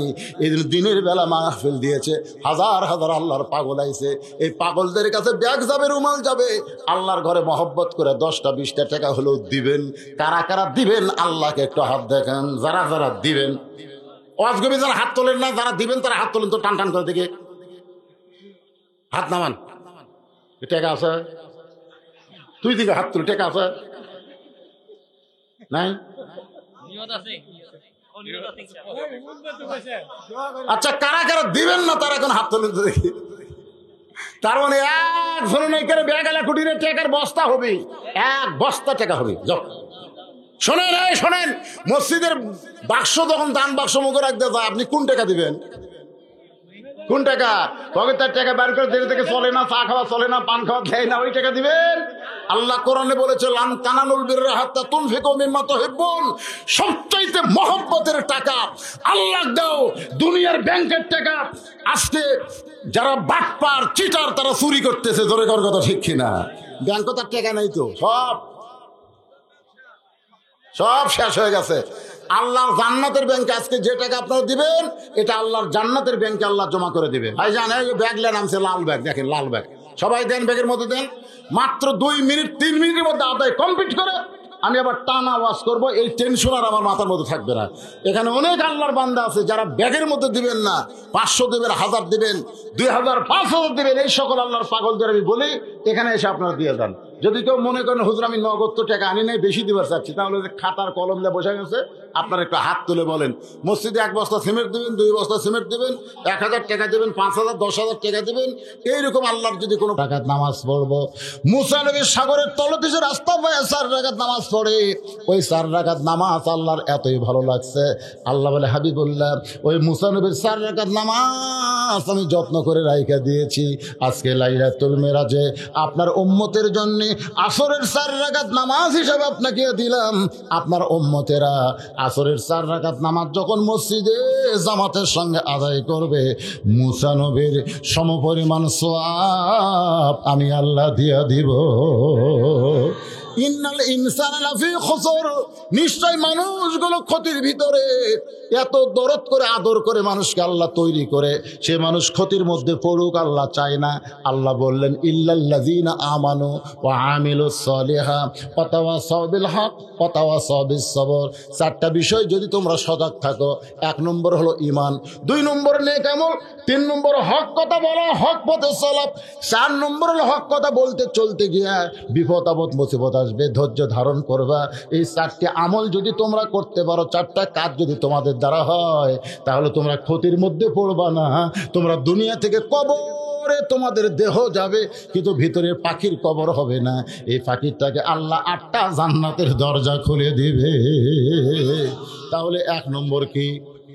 ঈমান। জোরে করে 1 নম্বর কি? ঈমানটা মজবুত করা লাগবে।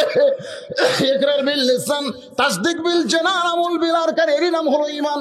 জবানে বলতে হবে, কলিজার মধ্যে জায়গা দিয়ে বিশ্বাস করা লাগবে। আমার ঈমান বাঁচানোর জন্য জীবন যাক, আমার কোনো আপত্তি নাই। আমরা কেউ কোনোদিন বলবো না জীবন বাঁচানো ফরজ, আমরা সবসময় বলবো ঈমান বাঁচানো ফরজ। আপনারা বলেন তো, জীবন বাঁচানো ফরজ না ঈমান বাঁচানো ফরজ? আমাদের বাংলাদেশের লোকেরা কিন্তু জীবন বাঁচানো ফরজ মনে করা বাতিলের সঙ্গে তারা আপোষ করে চলতেছে। যদি তারা বিশ্বাস করতো ঈমান বাঁচানো ফরজ, তাহলে 1 মুহূর্তের জন্য এরা বাতিলের সঙ্গে আপোষ করতো না। বাংলাদেশের একজন মুমিনকে উকিল বলতেছে, মুমিনকে উকিল বলতেছে, আপনি যদি বাঁচতে চান তাহলে রাষ্ট্রপতির কাছে দরখাস্ত করেন। কার কাছে? রাষ্ট্রপতির কাছে দরখাস্ত করেন। রাষ্ট্রপতি দয়া করে যদি ফাঁসির দণ্ড মওকুফ করে না, আপনার আর কোনো টেনশন নাই। তখন মুমিন বলতেছে, এই উকিল, এই কার কাছে দরখাস্ত করবার করলি? কার কাছে? রাষ্ট্রপতির কাছে। আরে পাগলা, আমি আমার জীবনে 3টা রাষ্ট্রপতি ক্ষমতার থাকা অবস্থায় মরা দেখছি। যারকে কাছে দরখাস্ত লিখবার বলতেছি, আমি 3টা রাষ্ট্রপতি মরা দেখছি ক্ষমতার থাকা অবস্থায়। একটা বঙ্গবন্ধু শেখ মুজিবুর রহমান, একটা জিয়াউর রহমান, একটা জিল্লুর রহমান। এরা যদি প্রেসিডেন্ট হয়ে মরে, তাহলে এর কাছে দরখাস্ত কোনো মুমিন লিখতে পারে না। কারণ মুমিন বাঁচতে চায় আল্লাহর কাছে, মরতে চায় আল্লাহর কাছে। জোরে কোন কথা ঠিক কি না? উকিল কয় এরাই হলো মুমিন রে। হাসি দেওয়ার জন্য নিয়ে যাচ্ছে, একটা বার পিছন দিকে টান খায় না, সামনের দিকে যায়। তো একজন বলতেছে, ফাঁসি দিবি, আপনার ভয় হয় না? মুমিন বলতেছে, ওয়ালা তাকুলু লিমান ইউকতালু ফি সাবিলিল্লাহি আমওয়াতুন বাল আহইয়াউ ওয়ালাকিন লা তাশউরুন। তোমরা বলো আমাদের ফাঁসি হবে, আর আমরা দেখতেছি 8টা জান্নাত আমাদেরকে বরণ করে নিবে। ঈমান। এরপরে নেক আমল হলো মাতাকুমুর রাসূলু ফাখুযুহু ওয়া মা নাহাকুম আনহু ফান্তাহু। আমার কথা কি বুঝলেন? নেক আমল কি? এই বুঝলেন? ফজরের নামাজ পড়ে এক সাহাবী নবী তাকায় দেখে চোখ 2টা রক্তের মতন লাল।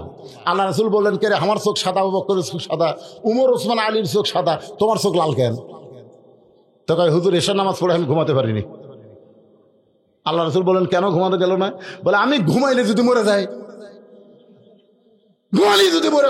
এই জন্য সারা রাত ধরে আমি কোরআন শরীফ পড়ছি, নামাজ পড়ছি, তওবা ইস্তেগফার করছি, কানতে কানতে আমার চোখ 2টা লাল হয়ে গেছে। কানতে কানতে চোখ লাল হলো, সুবহানাল্লাহ না বলে নাউযুবিল্লাহ। আল্লাহ রাসূল বলতেছে, নতুন ইসলাম পালো কোথায়?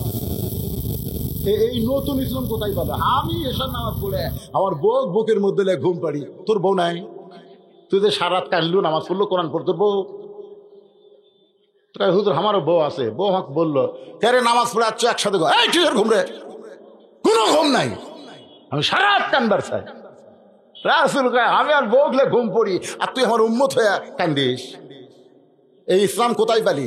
আমার ইসলাম হলো আমিলুস সালিহ, হলো মাতাকুমুর রাসূলু ফাখুযু ওয়া মা নাহাকুম আনহু ফান্তাহু। আমার ইসলাম হলো এশার নামাজ জামাত আদায় করেছো, বউকে বুকের মধ্যে নিয়ে ঘুমায় যাও, ফজরের সময় সামনে কাতারে নামাজ ধরো, সারা রাত ঘুম পারলে তাহাজ্জুদের সওয়াব আল্লাহ তোমার আমলনামায় দিয়ে দিবে। এই সহজ ইসলাম তুমি কঠিন করছো কে? তাহলে আমিলুস সালিহ মানে কি বুঝতেছেন? নবীর তরিকা মোতাবেক চলা লাগবে, অন্য তরিকা বানান যাবি না। আজকে আমাকে দেশত কাদরিয়া, চিশতিয়া, নকশবন্দিয়া, মুজাদ্দিদিয়া, কিরে এত তরিকা করে? তরিকা তো একটাই। তরিকা কয়টা? কথা কর না কেন? কথা কর না, কয়টা? তাহলে কয় তরিকা মানবেন? এত তরিকা বানানোর কে দিল?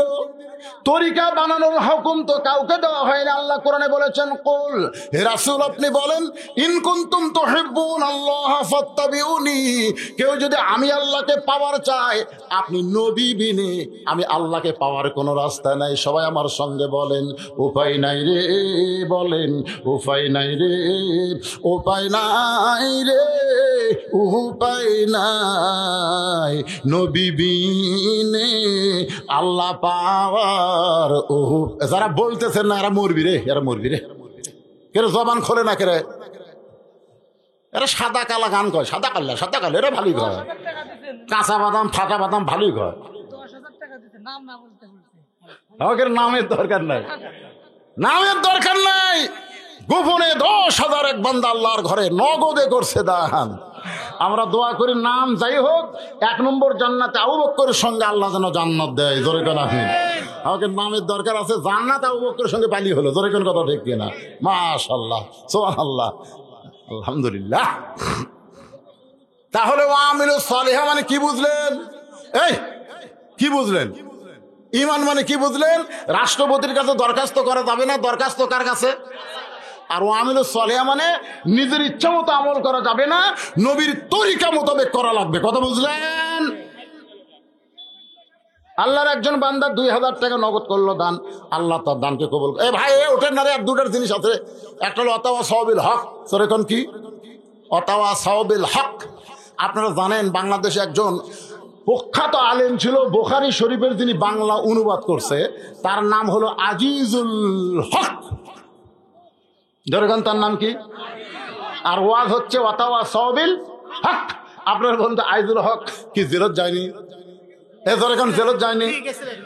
এরপরে ওনার সন্তান শাইখুল হাদিস মামুনুল হক, আবার কয় না মামুনুল। আজকের ওয়াজ হবে ওয়াতাওয়া সাওবিল হক। দেখছেন হকের অবস্থা? দেখছেন? বাপও জেলখানায়, বেটাও জেলখানায়। এটা হলো হক। কুলজাল হক ওয়াজাহাকাল বাতিল ইন্নাল বাতিলা কানা যাহুকা। এখন আপনারা বলেন যে হক, এ পর্যন্ত আমি 9 বার ঢুকছি। কয়বার? সামনে চান্স আছে আরো কয়েকবার। এবারে ওয়াজটা করি বাবারে। হাইরে হাইরে কি করি? না না না, টাকাও লাগবে রে। হাই হাইরে, মসজিদের বলে ছাদ নাই না? ছাদ আছে। কষ্ট করেই তো বাজান, কষ্ট করলি তো। কৃষ্ণ কওয়া যাবে না, কৃষ্ণ এটা হিন্দুদের একটা মূর্তির নাম, ঠাকুরের নাম। কৃষ্ণ নাই যে কষ্ট করলে কৃষ্ণ মিলে, কষ্ট করলে আল্লাহ মিলে খাওয়ালে। কৃষ্ণ কিরে? কষ্টের বিনিময়ে আমরা আল্লাহ পাবো। ধরে কোন কথা ঠিক কিনা? খবরদার কৃষ্ণ কবেন না, কবেন না। আমার বউ, তুই আমার লক্ষ্মী, খবরদার কবেন না। লক্ষ্মী হিন্দুদের একটা দেবতার নাম। ধরে কোন কথা? ইনশাআল্লাহ আমাকে অর্ধেক তো হিন্দু হয়ে আছে। লক্ষ্মী কবেন না, কৃষ্ণ কবেন না, এগুলো কথা চলবে না। আমার কথা কি বুঝলেন? অতা কি না শোনা মনে কি দরকার? সোনা কবেন? সোনা কি রে? ও আপনি কলজা কবেন? কলজা। আপনি বলেন তো সোনার দাম বেশি না কলজার দাম বেশি? তো কলজা কবেন। তুমি আর কলজার টুকরা গো একটু বউ কবেন, অসুবিধা কি?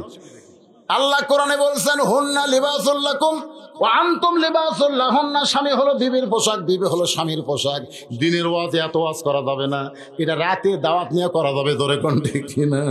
আমি দিনে খুব পাড়াপাড়ি করতেছি, কারণ ওয়াজগুলো তো বুঝার লাগবে। অতাও সাওবিল হক আপনাকে কিছু বুঝাইছি, বুঝলেন? হকের অবস্থা কি? আইজুল হক, মামুনুল হক।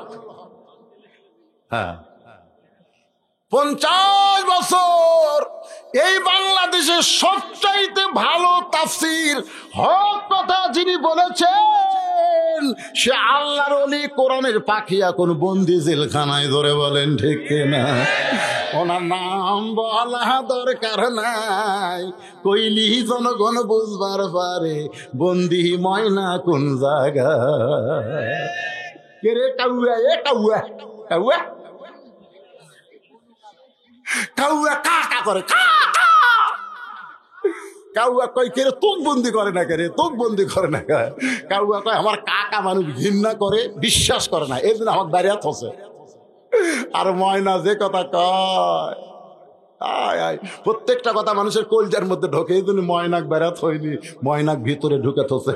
ধরে করো আমার সোনার ময়না পাখি, সবাই বলেন আমার সোনার ময়না পাখি, কোন দেশেতে উইরা গেলি রে, দিয়া মোরে ফাঁকি রে আমার সোনার ময়না পাখি।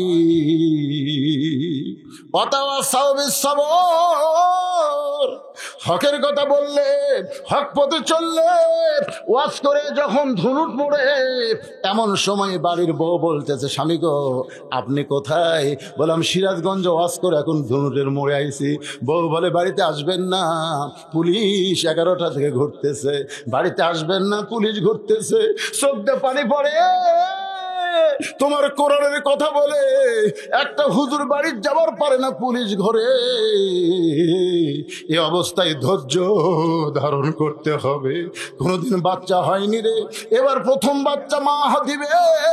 এই বাচ্চার কি কষ্ট মা তো জানে না। প্রসব বেদনা যখন শুরু হয়ে গেছে, মা কান্দের বলে জীবন দিব, বিষ খাবো, মহিলা দেবো, গলার দড়ি দিব। দাদি নানি বলে কান্দিস না রে, কান্দিস না, ধৈর্য ধর। কথা সবর, ধৈর্য ধর, ধৈর্য ধর, ধৈর্য ধর। ধৈর্য ধারণ করেছে, দাঁতের উপর দাঁত দিয়া দাইমা বাচ্চা ধরতেছে। এত কষ্টের পর যখন বাচ্চা হলো, প্যা করে কান্না দিল, মা বেহুশ হয়ে গেছে।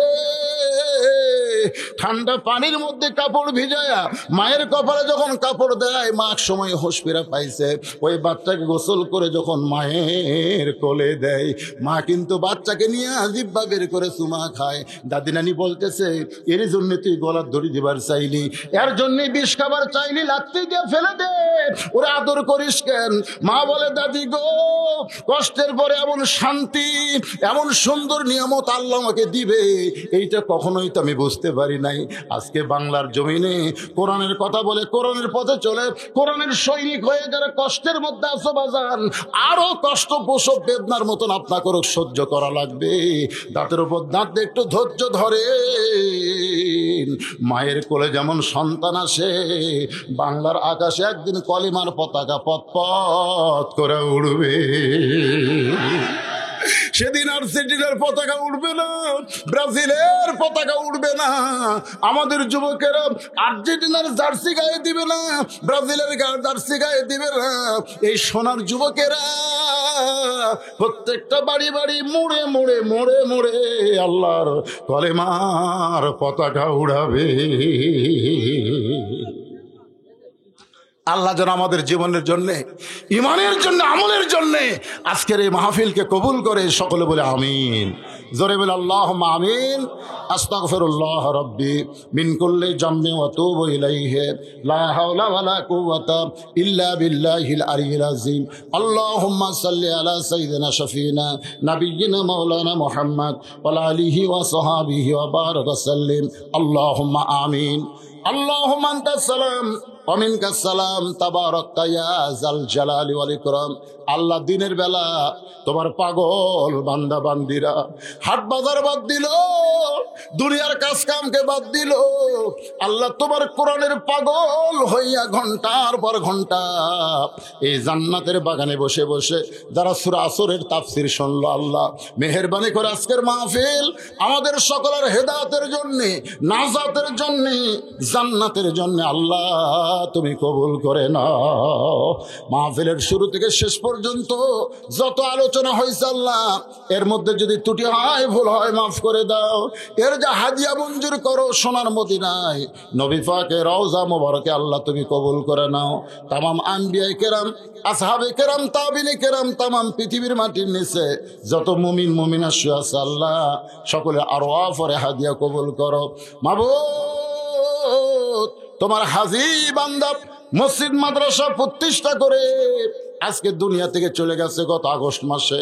আল্লাহ বাড়িতে আসলাম, ছেলে দুইটা চোখের পানি নিয়ে বলে, হুজুর বাবা দুনিয়াতে নাই।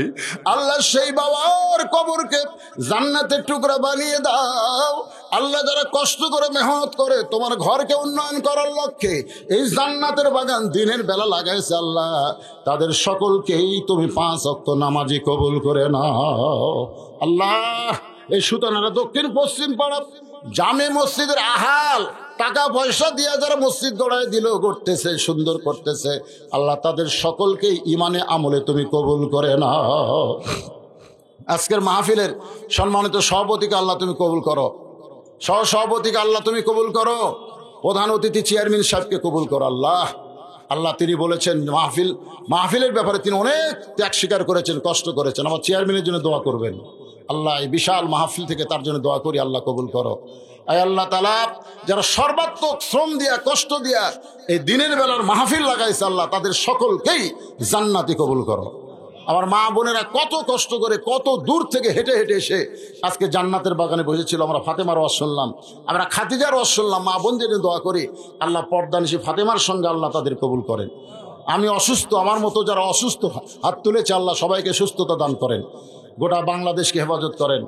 জেল জুলুমের মধ্যে মানবতার জীবন যাপন করতেছে কোরআনের বন্দি পাখি কলিজার টুকরা আমির হামজা, মামুনুল হক, আল্লামা সাইদি হুজুর সহ যারা জেলখানায় বন্দি জীবন কাটায় আল্লাহ তাদের সকলকে হেফাজত করো, আবার তাদেরকে কোরআনের ময়দানে ফিরিয়ে দাও আল্লাহ।